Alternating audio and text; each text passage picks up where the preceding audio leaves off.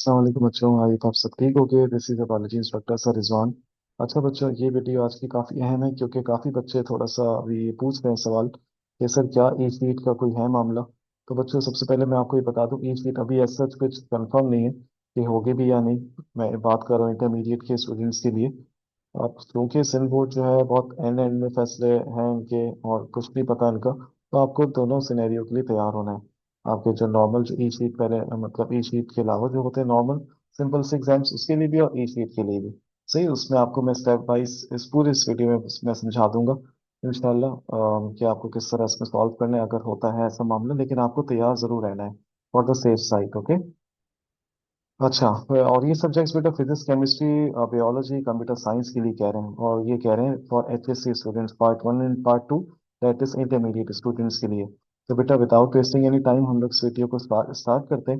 अगर as sheet का मामला हुआ सही, तो आपको क्या क्या करना है इसमें। तो बेटा यहाँ पे सबसे पहले इस फर्स्ट पेज पे यहाँ पे आपको अपना रोल नंबर लिखना है, 1 2 3 4 5 6।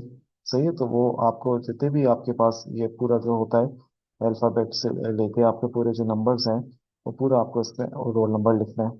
सही, 5 to 6 डिजिट्स का। ये हो गया। जब इसमें मामला आपको पता है किस तरह रोल नंबर होगा, आई होप आपको ये आता होगा। लेड पेंसिल इस्तेमाल नहीं करनी है इस विधि में। मैं आपको रूल्स वगैरह भी समझा दूंगा भाई। अगर मैं कह रहा हूँ कि 0 1 2 3 4 5 6 7 जो भी है रोल नंबर, तो अगर जीरो है, पहले मैंने मिसाल के तौर पे लिख दिया 0 1 2 3 4 5 6। ठीक है, ये जीरो है भाई। तो आपको बिल्कुल ऐसे ही हाईलाइट करना है, ये सब आपको पता होगा। ओके। और मेक श्योर बेटा पूरे आपको ऐसे पूरा हाईलाइट करना है कि वो जो अंदर का जो नंबर है वो बिल्कुल नजर ना आ रहा हो। मैं तो कहता हूँ नंबर क्या है, जो पूरा जो वाइट वाइट स्पेस है ना, ये भी नजर ना आए भाई। सही है। और लेड पेंसिल इस्तेमाल नहीं करनी, दोबारा बता रहा हूँ। रिमूव और वाइटनर ये सब इस्तेमाल नहीं करने। अब वन है तो बेटा ये मत कर देना, ये रॉन्ग तरीका है कि मैंने यहाँ से वन को कर दिया टू, यहाँ से जब बेटा आपको एक ही कॉलम में ये सब करना है, तो ये बाकी कॉलम्स क्या दिए हुए हैं बेटा, आपसे खेलने थोड़ी दिए हुए हैं। ऐसा तरीका बिल्कुल गलत है। सही है, जब जीरो डन हो गया जो कोई भी नंबर, तो अगला आपको फिर यहाँ से करना है। ये आप सब बेहतर जानते हो, प्लीज ब्लंडर नहीं करना, क्योंकि आप लोग सिर्फ प्रीलिम एग्जाम्स या नॉर्मल एग्जाम्स पे तो परेशान हो जाते हो। सही, तो भाई प्लीज, ये क्योंकि आगे जाके स्कैन होती है ठीक, तो पेंसिल से करोगे तो आप खुद जिम्मेदार हो अपने कैरियर के। सही। नेम ऑफ एग्जामिनेशन में आपको पता है, नेम ऑफ एग्जामिनेशन में क्या होगा। HSC part one for first year, HSC part two for second year. सही। नेम ऑफ एग्जामिनेशन में ये लिखने के बाद आपको आपका सब्जेक्ट या पेपर लिखना है। मिसाल के तौर पे आप फर्स्ट ईयर के स्टूडेंट्स हो, ये आ जाएगा यहाँ पे HSC 1, रोमन में लिख दो, ज्यादा अच्छा है। सब्जेक्ट पेपर मिसाल के तौर पे बॉटनी है, बॉटनी लिख दो। आप स्मॉल से लिख सकते हो, इसमें कोई मसला नहीं है कि आप पूरे जो है वो कैपिटल लेटर्स में लिखो, कोई मसला नहीं। डेट जो भी डेट होगी, बस अच्छा देना हो आपके लिए हो। सही। बस ये आपका बेटा काम का नहीं है, ये है सिग्नेचर और डिप्टी सुपरिटेंडेंट साहब। सही है, ये अलग है, तो ये आपको यूज नहीं करना है। ओके। जिस पे मैं क्रॉस बना रहा हूँ ये आपका मामला नहीं है। सही, दोबारा बता रहा हूँ बेटा, ये नहीं करना है जो भी हो। यहाँ पे ईयर वगैरह लिख के अभी चल रहा है अप्रैल, तो आपके पास मिसाल के तौर पे मैं कह रहा हूँ कि 1 मई को है एग्जाम, मिसाल के तौर पे। सही, डर मत जाना भाई। तो ये मैंने सरल डेट लिख दी। सही है। आप दूसरे फॉर्मेट में भी लिख सकते हो। क्या लिखा बेटा इसमें, नोट करके अपने जवाबात, सवालात और जोश के लिए मख्सूस जगह पर तहरीर करें। सही है, जितनी जगह है उसी पे लिखिए, पता चला लंबा ले गए आप, ऐसा कुछ भी नहीं भाई। जिस पार्ट में और दिया गया ई फीट में आगे आएंगे बेटा ऐसे सवाल जिसमें और दिया हुआ होगा, वो कह रहे हैं उस पार्ट में से किसी एक सवाल का जवाब देना। ओके, दोनों का मत लिख देना। रफ वर्क जो है उसके लिए आखिरी सफा इस्तेमाल करें। ओके। ये 3 पॉइंट्स, और लास्ट पॉइंट है बेटा, बोर्ड के कवानीन के तहत कॉपी के अंदर, ये बेटा बहुत स्ट्रिक्टली प्रोहिबिटेड है भाई वाला मामला। अगर ई फीट का मामला होता है तो उस कॉपी के अंदर आपको अपना नाम, अपना रोल नंबर या कोई भी शनाख्ती अलामत लिखना बनाना सख्त मना है। सही, और ये पनिशेबल है जिसका ये मुश्किल वाला नाम लिखा हुआ है। सही है, ये आपको फिल नहीं करना बेटा, for use of examiners only. सही है, जब आपके पेपर चेक होंगे इंशाल्लाह, ये तब का है। इस पूरे पे क्रॉस बना देता हूँ। वो खुद ही लिखेगा क्वेश्चन नंबर 1 के कितने नंबर थे, टोटल यहाँ लिख देगा। ये भी आपके काम का नहीं है बेटा। Signature of head examiner, signature of assistant to head examiner, signature of sub examiner. सही है, क्रॉस वाला दोबारा बता दिया, आपके काम का नहीं है। टोटल मार्क्स इन वर्ड्स आपके काम का नहीं है, पर चलो खुद से लिख दिया जज्बाती पने में कि 50 में से 45 लिख देती हूँ, कि इंशाल्लाह 45 भी आ जाएंगे प्लीज। सही है। ये बेटा नेक्स्ट पेज है, अगर आता है ए शीट का मामला होता है, और अगर ये पेज एक्स्ट्रा आ जाए तो ये आपके काम का नहीं है। ओके। ये तो इस पे लिखा हुआ होगा मोस्ट प्रोबेबली, अगर हो गया वो वाटर मार्क होगा नॉट फॉर यूज, तो उसको रफ वर्क के लिए इस्तेमाल नहीं करना। Draw the diagram with in question if required, with in question लिखा है बेटा। आप समझ गए कि क्या कह रहा हूँ बच्चों। वो कह रहे हैं आपसे कि भाई अगर डायग्राम है वो भी अंदर ही बनाओ। अब ये क्वेश्चन नंबर 2 है, पार्ट 1। अब ये अगर आप नोट करो बच्चों, इसकी कितने आपको लाइंस दी हुई है, क्योंकि अगर इस चीज का मामला हो जाता है ना, तो समझो वही बच्चे सक्सेसफुल हैं जो स्मार्ट काम करते हैं। हार्ड वर्क वाले बच्चों से ज्यादा कामयाब होंगे स्मार्ट वर्क वाले, याद रखिएगा। क्योंकि बेटा हार्ड वर्किंग का मतलब है पुराना मेथड हमारा सिन बोर्ड का, कि जिसमें आप पेजेस भर ही रहे हो और हेडिंग्स लगाए जा रहे हो। ये आखान बोर्ड हो गया, ये कैम्ब्रिज बोर्ड हो गया। ये इस तरह से तरतीब है कि आप टू द पॉइंट जवाब दो भाई, ज्यादा हेडिंग का मसला ही नहीं है। 1, 2, 3, 4, 5, 6, 7, 8, 9, 10, 11, 12, 13, 14। सही। 14 लाइन्स में आपको अपना सवाल कंप्लीट कर देना है। इस लाइन को इस्तेमाल करने की ऐसा जरूरत नहीं है, ना करो तो अच्छा है। सही है। ये लाइन बाकियों से अलग है, इसका मतलब है ये सेपरेटर है। जिस तरह हम लोग लगाते हैं ना सेपरेटर जब हम कोई भी सवाल सॉल्व करते हैं, अक्सर कॉमन प्रैक्टिस होती है ना कि इसका मतलब है प्रीवियस टॉपिक डन हो गया। तो सही है, तो बेटा ये अभी करने की जरूरत नहीं है आपको इसको। तो बेटा ये आंसर भी इधर ही लिख के आपको, सब आपको इधर ही लिख के सॉल्व कर देना है। सही, डायग्राम भी अंदर ही बनेगी, तो आपको हेडिंग का भी इतना मसला नहीं। Question number 2 part 2 same. सही हो गया। अब आपके पास आ गया, आपका अल्लाह भला करे।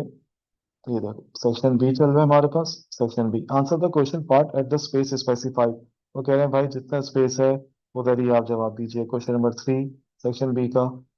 क्वेश्चन नंबर वैसे क्वेश्चन नंबर 2 है, वो पार्ट्स चल रहे हैं, पार्ट 4। इसी तरह बच्चों पार्ट 5, पार्ट 6, पार्ट 7, पार्ट 8। देख लो किसी के लिए इन्होंने ज्यादा कम कर नहीं किया हुआ, कमोबेश सबके लिए इक्वल किया हुआ। पार्ट 9 मतलब लाइंस का इंतखाब। Part 10, part 11, use for rough work. ये हो गया आपका रफ वर्क नीचे। ये भी सही है, ये बहुत अच्छा है कि इन्होंने रफ वर्क का एक साथ एंड में नहीं दिया हुआ। सही। वो उन्होंने सेक्शन के एंड में दिया हुआ, बिल्कुल पेपर के एंड में नहीं दिया हुआ। अब आ जाओ section C, question number 3, page 1। Page wise है ये। ओके, ये देख सकते हो आप साइड पे, ये भी ना करना आप। ये बोर्ड का यूज है, कटिंग लाइन जो लिखा हुआ है, और तो आप कैंची से लेके काट के चले गए। बहुत सारे मेरे प्यारे बच्चे हैं जो ये काम कर सकते हैं, जिनसे मुझे डर है भाई। तो ये प्लीज पागलपन ना करना। Question number 3 page 2, section C चल रहा है देखो। Question number 4 page 1, question number 4 page 2, ये इसी तरह चल रहा है। Question number 5 page 1। सही है, मैं वीडियो के एंड में ये पीडीएफ भी आपको डिस्क्रिप्शन में सेंड कर दूंगा, तो आप लोग देख सकते हो। काफी बच्चों के पास होगा भी। है स्पेस फॉर रफ वर्क, ये again rough work. Section C के लिए आप रफ वर्क देखो कितना ज्यादा दिया हुआ है। बायो में तो ऐसा जितना रफ वर्क नहीं है, थोड़ा बहुत एमसीक्यू के लिए अगर इनहेरिटेंस चैप्टर के आ जाते हैं बॉटनी में सेकेंड ईयर में। सही, तो ये है बेटा आपके पास। अब आ जाओ बेटा OMR शीट की तरफ, वो गाइड कर देता हूँ आपको मैं।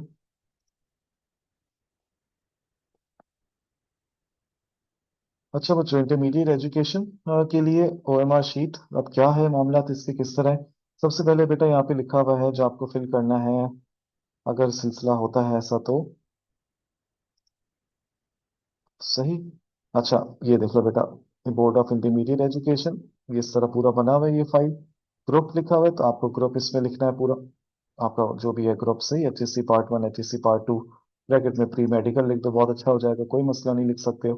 Paper, botany zoology. पेपर के बाद लिखने की जरूरत नहीं है आपके पास। HSC part 1 part 2। सही, सेंटर नेम लिखना पूरा। एनुअल है या सप्ली है, एनुअल है इंशाल्लाह ज्यादातर का। सप्ली है तो उस पर टिक कर दो। जो भी ईयर है 2025 ये चल रहा है, तो यहाँ लिख दो। इनरोलमेंट नंबर या रजिस्ट्रेशन नंबर यहाँ लिख देना। ओके। उसके बाद यहाँ डेट है, तो इन्होंने डेट की एक अच्छी खासी जगह छोड़ दी है, ये सेंटर नेम का ही आगे कंटिन्यूशन है एहतियातन। सही है, और बाकी सब्जेक्ट लिख देना। बेटा ओएमआर शीट का करेक्ट मेथड भी बताया हुआ है, यहाँ पे रॉन्ग मेथड भी बताया हुआ है। सेंटर स्टैम्प ये आपके काम का नहीं है, तो आप इसको छोड़ दीजिए। सही है, करेक्ट मेथड अपने आपको बताया था। ABCD करना हो तो कि अगर पहले का आंसर ए है तो ए कर दो, बी है तो पहले में बी करना। आपको हॉरिजॉन्टल तरतीब से देखना है, हॉरिजॉन्टली। सही। और वर्टिकल में आपको क्या देखना है? हॉरिजॉन्टल में देखो, आपको अपने उस सवाल का, उस पर्टिकुलर सवाल का आंसर देना है हॉरिजॉन्टल पर्सपेक्टिव में। अगर आप वर्टिकल में आपको क्या चीज देखनी है, चेक एंड बैलेंस रखना है कि कोई जो आपके पास बबल है वो डबल या दो दफा तो हाईलाइट नहीं हो गया। सही है, इस तरह। सही है, यानी कि मतलब इन शॉर्ट में ये कह रहा हूँ चलो कि मतलब हॉरिजॉन्टल में भी आप देख सकते हो आप। चलो वर्टिकल को छोड़ो भाई, मैं आसान लफ्जों में कह देता हूँ अपनी बात को। अगर आप इस तरतीब से देख रहे हो जैसे मेरा माउस चल रहा है, तो इसी जगह पे आपका जो हाइलाइटर है, बबल पे जो आपने हाईलाइट किया है वो दो दफा ना हो जाए ना, तो मिस्टेक हो जाएगी। कि आपने यहाँ वन का ए है तो टू का भी ए है, तो आपने मतलब मिस्टेक कर दी यहाँ पे। सही है, वन का ए है तो टू का ए है, तो आपको टू का यहाँ पे करना है ए। सही। तो ये प्लीज ये रखना सही दिमाग में। वन का ए है, इस तरह यहाँ टिक कर दिया, पूरा हाईलाइट कर दिया। ओके। रॉन्ग मेथड देखो कौन सा दिया हुआ है इन्होंने, सही से फिल नहीं किया हुआ। ये इस तरह किया हुआ है, देखो अंदर का बी नजर आ रहा है, ये आधा किया हुआ है, आधा नहीं किया हुआ। ये देखो, ये डी तो पूरा नजर आ रहा है। प्लीज ये वाला मेथड सही है, ये वाला। और से देख लो बेटा एक नजर इसको। ये मेथड बिल्कुल सही है। इसी तरह रखना है आपको।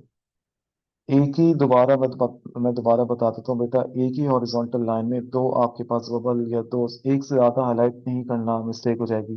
वो आंसर वैलिड नहीं होगा, माना नहीं जाएगा। ठीक है। अच्छा जी।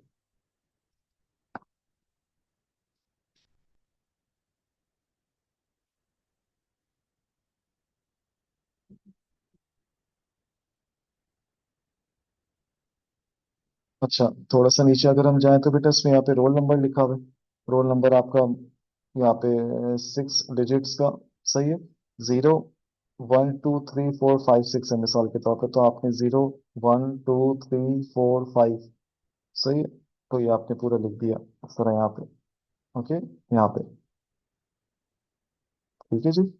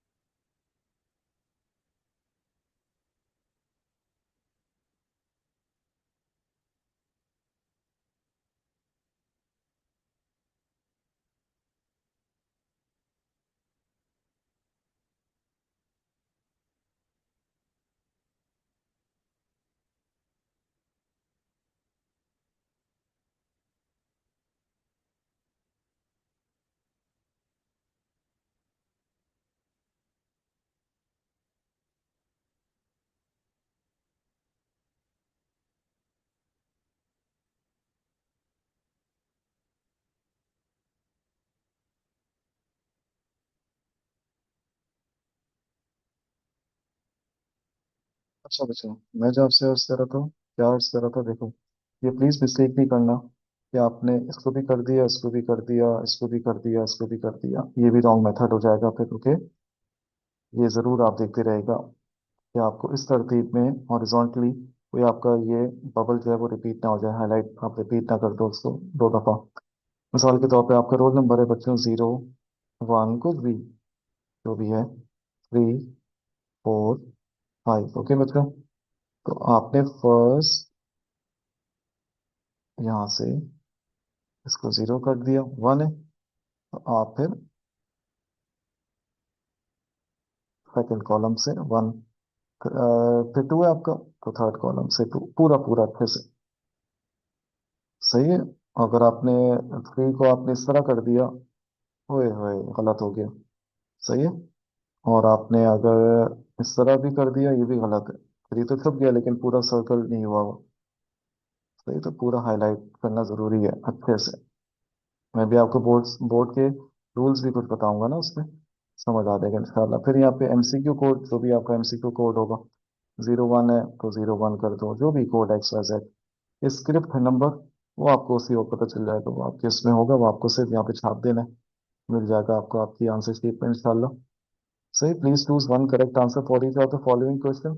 अब ये बेटा, अब ये आपके पास जितने भी OMR शीट में सवालात होंगे ना, सही, MCQ के, तो आपके 10 हैं, 18 हैं, जितने भी हैं, तो आपको 15 हैं, जो भी आपके रिस्पेक्टिव सब्जेक्ट है, तो आपको इसी तरह करना है प्लीज। सही है, वन का आंसर अगर ए है तो प्रॉपर सर आपने इसको हाईलाइट कर दिया अच्छे से।